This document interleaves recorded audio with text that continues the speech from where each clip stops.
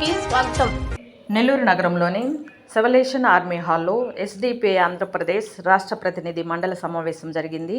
ఈ కార్యక్రమంలో ఎస్డిపిఐ జాతీయ ప్రధాన కార్యదర్శి అబ్దుల్ మసీద్ పైజీ, జాతీయ కార్యదర్శి ఫైజల్ ఇజుద్దీన్, ఆంధ్రప్రదేశ్ ఇన్ఛార్జ్ మరియు ఎన్డబ్ల్యూసి సభ్యుడు జహీర్ అబ్బాస్, కర్ణాటక రాష్ట్ర అధ్యక్షుడు అబ్దుల్ మసీద్ హాజరయ్యారు.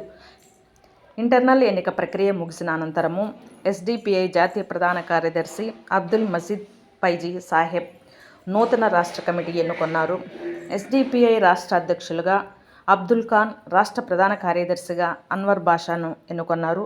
వీరితో పాటు 13 మందితో నూతన కమిటీ ఎన్నికైంది. అనంతరం సంకల్పం బేరీ సభ నిర్వహించారు.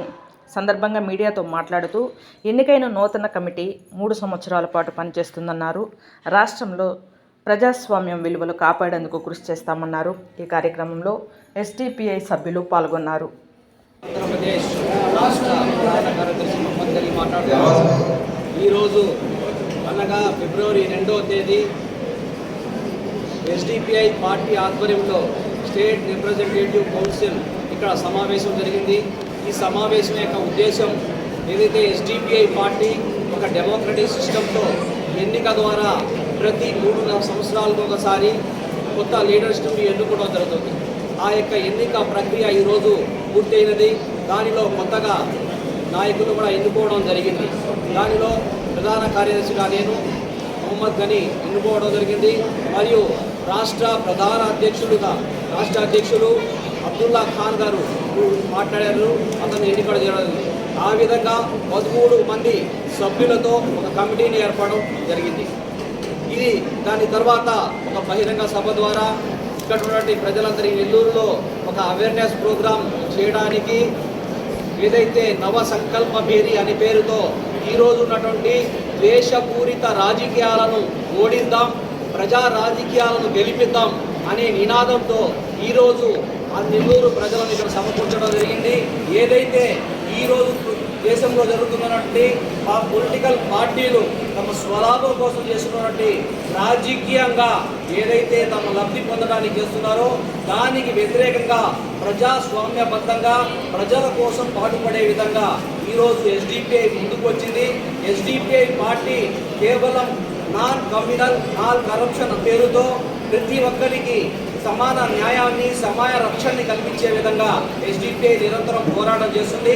దానిలో భాగంగా ఈరోజు చేసినటువంటి ఈ సంకల్ప బేరీ ప్రోగ్రాంలో ఇక్కడకు వేల మంది సభ్యులు ఇక్కడ రావడం జరిగింది. ఎవరైతే ఎస్డిపిఐ పార్టీని ఆదరించే వాళ్ళు కూడా ఇక్కడ వచ్చి ఈ సభకు రావడం జరిగింది. మరియు ఏదైతే 13 మంది సభ్యులతో ఏదైతే ఇక్కడ ఎన్నిక జరిగిందో జాతీయ నాయకుల ఆధ్వర్యంలో డెమోక్రటిక్ సిస్టంతో ఇక్కడ ఈ ఎన్నిక ప్రక్రియ పూర్తయింది. ఇది ఎస్డిపిఐ యొక్క డెమోక్రటిక్ సిస్టానికి మొట్టమొదటి పెట్టు అని చెప్పేసి మరియు దీంట్లో కొన్ని రెజల్యూషన్ కూడా పాస్ చేయడం జరిగింది.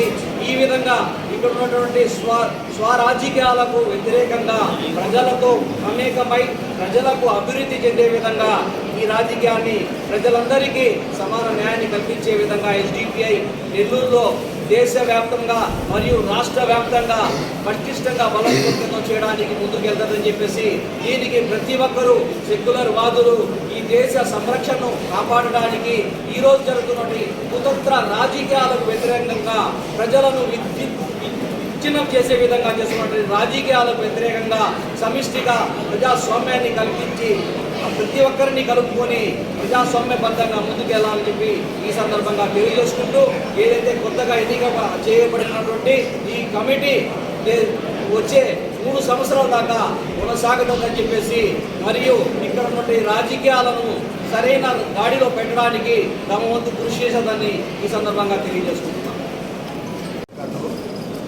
Good evening to everybody.